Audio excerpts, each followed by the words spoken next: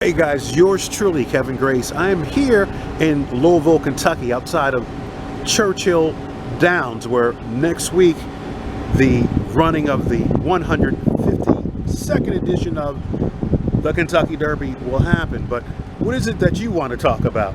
I know what I want to talk about, because a few days ago, around April the 21st, it was announced that Churchill Downs will be acquiring the intellectual properties of the Preakness and the Black Eye Susan races. They're buying it from Belinda Stronach for $84 million.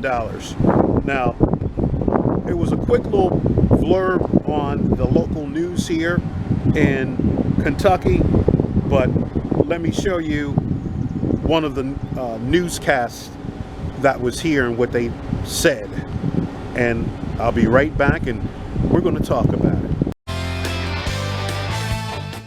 Churchill Downs Inc. made major news in the horse racing world today, and it has real implications for Louisville.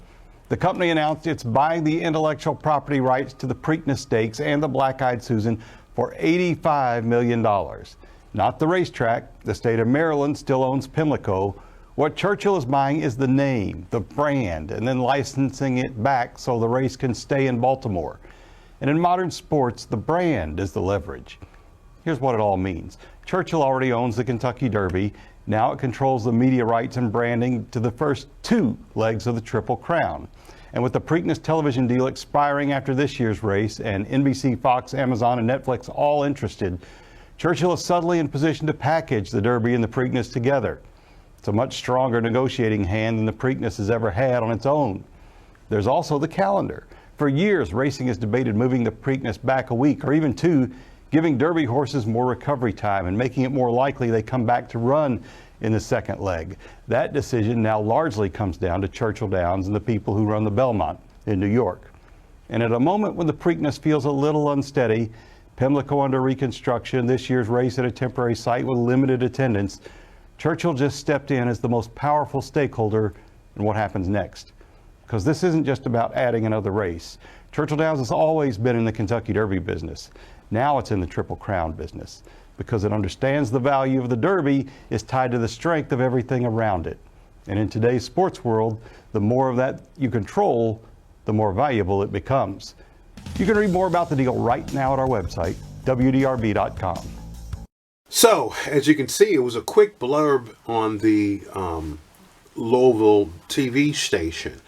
And like I said, I think Maryland stuff needs to be in Maryland. Now, for the past several years, about 20 years, I guess, or not exactly 20, but the Stronach family own the rights of the Preakness and all that. Now they sell off the intellectual properties to Churchill Downs, and man, I can go so many ways with that. And when we first saw that, they're like, well, we know they don't really care about horse racing because, you know, they owned Hollywood Park racetrack, which is now SoFi Stadium, Arlington racetrack in Chicago. They knocked that down and sold it to the Bears, and the Bears may not even build anything on it.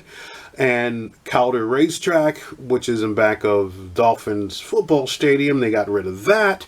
And, you know, the list goes on. But like I said, this is intellectual properties, meaning I guess they've got the rights to the T-shirts, apparels, Preakness glasses, stuff like that. Now, they spent, like I said, $84 million, but it must be worth something to them that they're going to spend that kind of money. But the deal also includes they get 2% of the handle that's bet that weekend, or Preakness and Black Eye Susan Day. So that could probably be about $5 million that they're just going to get like that. That's money that should be invested here. And I guess if there's any sponsorships or stuff like that, if someone wants to name a race, or I don't know, do different promotions, like let's do a 5K Preakness race, then they've got to go through Churchill on that, or any other sponsorships.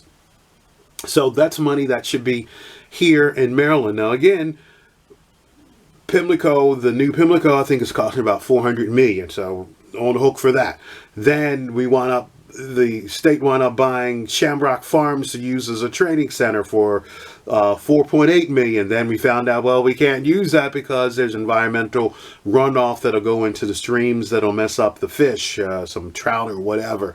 So can't have that. So I don't know if that was a final deal, or they're going to sell that land, or whatever the deal is. And then wound up getting Laurel Race Course for $48 million, and to use that as the training center. But that track has problems with the surface. The surface is too hard. It's on a water plane, so a lot of horses have come up lame from training and just the pounding on the surface. So you might as well have just gone full in and spent the $84 million and had the whole rights. I kind of consider it like a musician not owning their catalog. Somebody else is making money off of you. Like I said, they're probably going to get about 2% of what the handle is, so that's about $5 million.